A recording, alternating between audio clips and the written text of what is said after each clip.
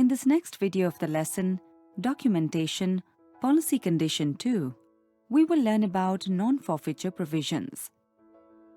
Here we will cover the following concepts.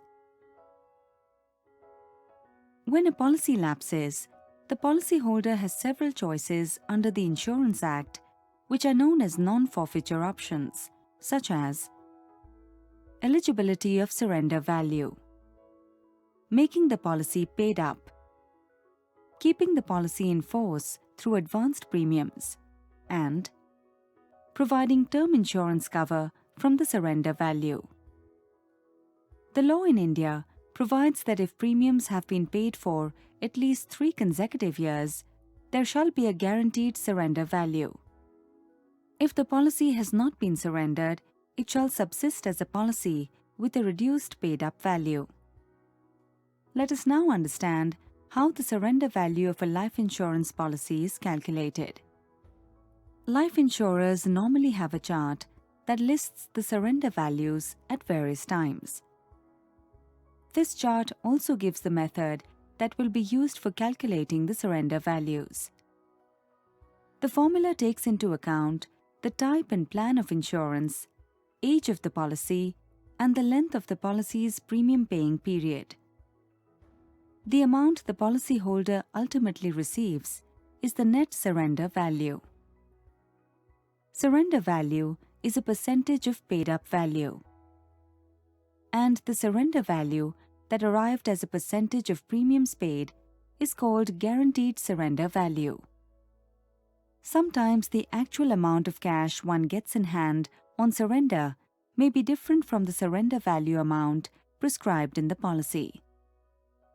This is because of the following items that may cause addition or subtraction from the surrender value. First, paid-up additions. Second, bonuses or dividend accumulations. Third, advance premium payments. Fourth, gaps in premiums. And fifth, policy loans. Next, let's learn about policy loans. Life insurance policies that accumulate a cash value also have a provision to grant the policyholder the right to borrow money from the insurer by using the cash value of the policy as a security for the loan. The policy loan is usually limited to a percentage of the policy's surrender value, say 90%. Insurers usually charge interest on policy loans, which are payable semi-annually or annually.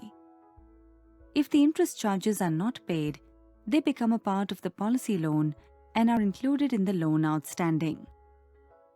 Let us now understand what will happen if the policyholder does not pay the interest on loan and the future premium amounts after taking the loan. In such a scenario, the policy becomes lapsed. When no new premiums are forthcoming, a situation can arise where the amount of outstanding loan plus unpaid interest becomes greater than the amount of the policy's cash value. In this case, the insurer will foreclose the contract. Notice is to be given to the policyholder before the insurance company resorts to foreclosure. The policy is terminated and subsisting cash value is adjusted to loan and interest that is outstanding. Any excess amount may be paid to the policyholder. A policy loan is different from an ordinary commercial loan in 2 respects.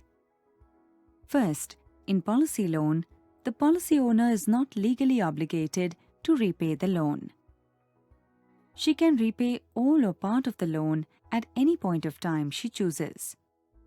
Whereas in commercial loan, borrower is legally obligated to repay the lender. Second, no credit check is required in policy loan. Since the insurer does not really lend her own funds to the policyholder, it is not necessary to perform a credit check on the debtor. Whereas in commercial loan, the creditor does a thorough credit check on the debtor.